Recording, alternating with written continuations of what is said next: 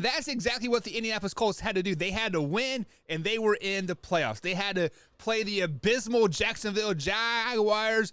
The Jaguars had nothing to play for at all. If they were to win, they could possibly lose that number 1 overall draft pick that they were getting ready to have. So they had no reason to win this game or even go out and play the game with heart and passion. But that's exactly what they did.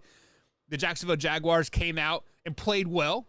Trevor Lawrence looked like a number 1 overall pick, like he should after 17 weeks in the NFL, right? And then the Colts. Guys, the Colts shit the bed in this one. Let's just be flat out honest about this. The Colts, all they had to do was win, and they were in, and they could not beat the Jacksonville Jaguars. The Colts ultimately ended up losing to the Jacksonville Jaguars. I believe it was 24-11 was the final score. And they're out of the playoffs. They are out of the playoffs because they shit the bed. The Colts are 0-7 every time that Jonathan Taylor does not rush over 100 yards in this game. Or in the season, I should say.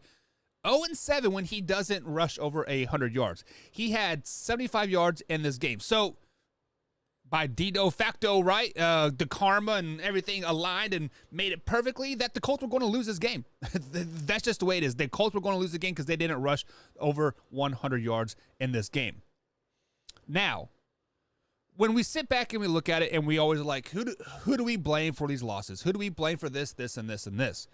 And when it comes down to it, I think we have to blame the coaching staff of the Indianapolis Colts. They traded for Carson Wentz. I think Carson Wentz is a top 15 quarterback when used properly, right?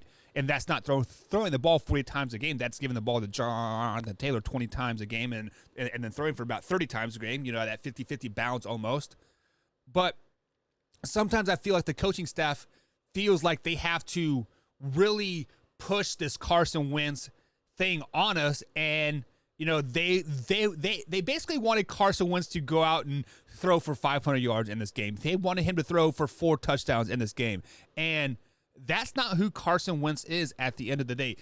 Carson Wentz is a top 15 quarterback, but he is a game manager. He is like an Alex Smith-esque type of guy. He is not going to go out there and win you a lot of games, but he's not going to lose you games either. However, Carson Wentz did lose this game for the Indianapolis Colts, but ultimately the Indianapolis Colts are knocked out of the playoffs.